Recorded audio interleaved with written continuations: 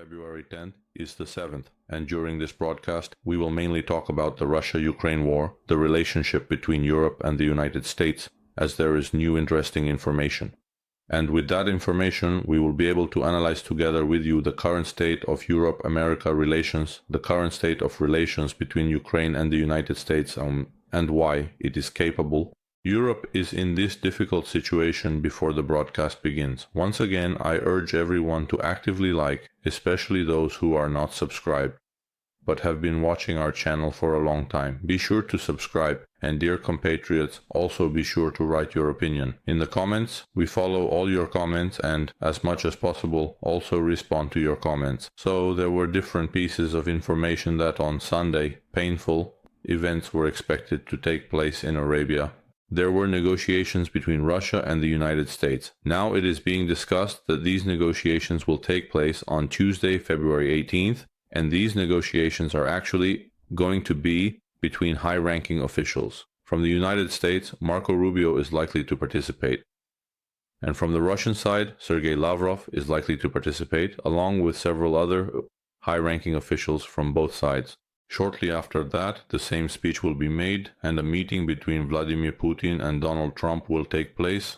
In this situation, under these conditions, there are various interesting statements from the leaders of the European Union. We have talked about the fact that today is extraordinary. A gathering is taking place in Paris, a very important summit among European leaders, which is extraordinary, not just special. Because the situation is indeed extraordinary, especially after J.D. Vance's speech at the Munich summit. There was a poet who later celebrated the meeting between Trump and the President of the Russian Federation, and the Prime Minister of Great Britain will also be present at these negotiations. He also plans to later have a meeting to celebrate with Trump.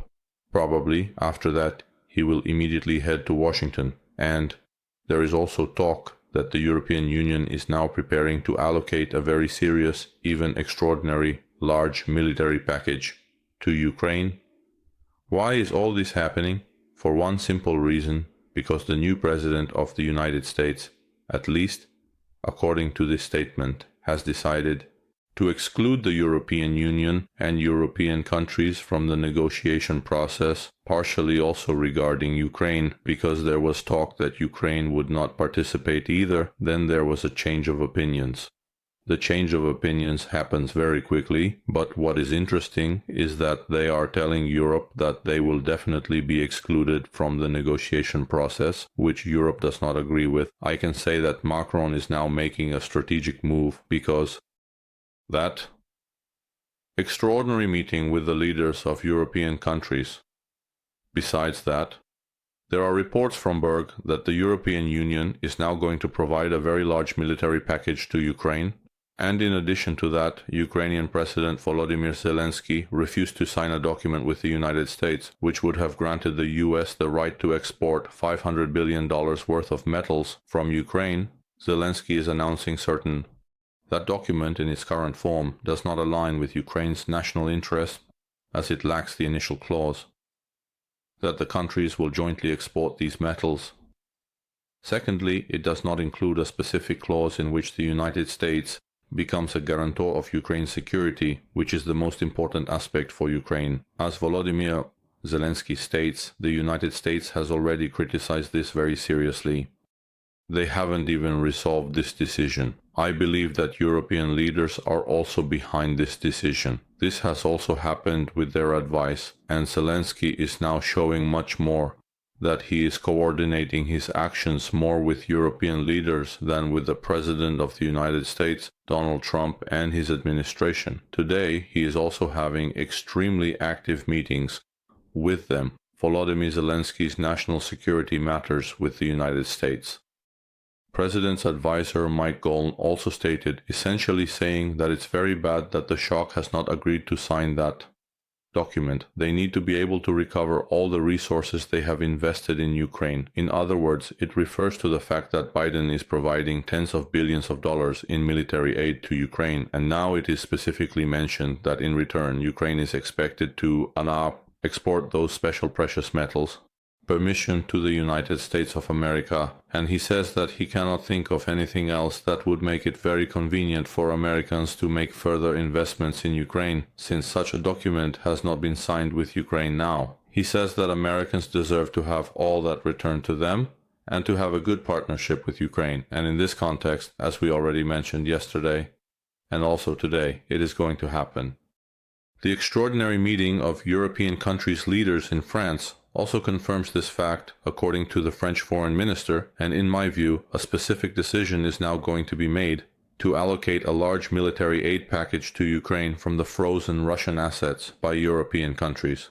You also remember Scholz's statement that Germany might declare a state of emergency, an extraordinary situation in the country, to start providing a very large scale of military aid. Ukraine has announced that if they want to buy weapons from the concert, the Europeans are ready to help Ukraine, and the United States of America is prepared to sell those weapons to Europe, the European Union, and European countries. He made such a statement at home as well. Trump, and all this clearly suggests to us one thing, that Trump now wants to sell weapons to Europe for Ukraine in exchange for money. Besides that, Trump wants to obtain information about those metals. A very important agreement with the Ukrainians regarding $500 billion, and mainly, Trump is pursuing only the interests of the United States of America. However, at the same time, the clear conviction is that these steps, Trump's political moves, may not only not weaken Europe, but instead make Europe stronger. This month, Europe could either emerge very weak or very strong. And there is, most likely, no third option. And now, Donald Trump is effectively forcing Europe to become stronger, more resilient, and capable of ensuring Ukraine's security with its own resources. If this happens, I cannot imagine that Europe will not be involved in the negotiation process, because if Europe is going to become the #1 arms supplier to Ukraine, as well as the top investor in the Ukrainian economy, it will not allow, at the same time, for the United States to export those special metals worth $500 billion from Ukraine or to use them alone. Then naturally Europe becomes not only a part of the negotiations but an important negotiator with the Russian Federation, whether the United States wants it or not. But I repeat, this will only happen if Europe can truly unite quickly. By the way, unite quickly, because quickly uniting, it's difficult for them to achieve. Generally, nothing happens quickly in Europe. Those bureaucratic mechanisms always create big problems for Europeans. We are speaking completely honestly and impartially stating everyone's shortcomings, naturally, in our view. And if now Europe is going to be able to overcome itself, then it turns out that for Ukraine, the first sponsor, both from the perspective of weapons and the economy, is going to be Europe. And therefore Europe is not only going to win. Now, in the initial phase, it is acquiring a large volume of weapons and ammunition from the United States, but it will also think about its own weapons production, without which it is impossible for Europe to become a strong player in its region. This is mainly what is happening. And in the American relationship around Ukraine, Europe, and the United States, and after the meeting that will take place in Riyadh, which is likely to happen tomorrow, the next meeting is expected to occur between Trump and Vladimir Putin. It is possible that Volodymyr Zelensky will also participate in it. This is mainly what is happening, dear compatriots, and now is an extremely responsible and important moment. It is a very important moment for Ukraine, for Europe, and then it can be said for Russia and the United States, and for global politics in general. Let's see what decisions will be made today in Paris. I believe that mainly these decisions will be made to provide large quantities of weapons and ammunition to Ukraine in an extraordinary manner to continue the war, even to bring it to an end. Besides that, they will probably specifically talk about Russia's frozen funds, organizing the acquisition of those weapons and ammunition from the United States, and demand that the United States adopt a tougher stance towards Russia. Although decisive, we also mentioned in previous broadcasts that the United States statements seem very tough towards Russia, yet at times excessively lenient. One often excludes the other in those statements. Let's see how events will unfold overall, but I have already mentioned approximately what decisions might be made today in Paris. It is also important to note from the Middle East that yesterday Netanyahu praised Trump, saying that he is the most pro-Israel president in the history of the United States, and they will help celebrate Trump by implementing all the plans, meaning to carry out Trump's plans, supposedly Armenian plans, to celebrate Trump and not Netanyahu, and currently they are helping to celebrate Trump by implementing those plans.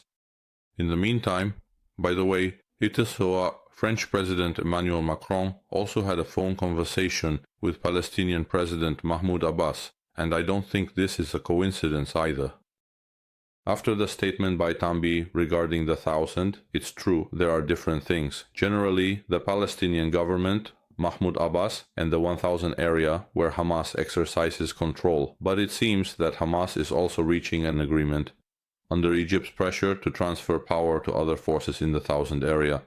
That is, significant changes can also occur there, and they might try to celebrate Trump's plans there too, to obstruct, meaning, for example, if Hamas hands over power to other forces and generally exits the game, tries to completely exit the game, the war is completely stopped, although currently there is a ceasefire between Hamas and Israel. Then it turns out that they might also try to obstruct, celebrating Trump's plans in this way. Regarding expanding control over the 1,000 area, in terms of expanding American control, here it is also important to mention that Kurdish positions in the Middle East were subjected to artillery shelling by the Turks in the Syrian section overnight. There are new reports, but the situation is also tense there, and Turkey always tries to take advantage of this chaotic situation to strike at the actions there and to clear all Kurdish militants among the Kurds there. That's all for this broadcast, dear compatriots. I urge everyone to definitely like and subscribe to our channel. Goodbye. See you.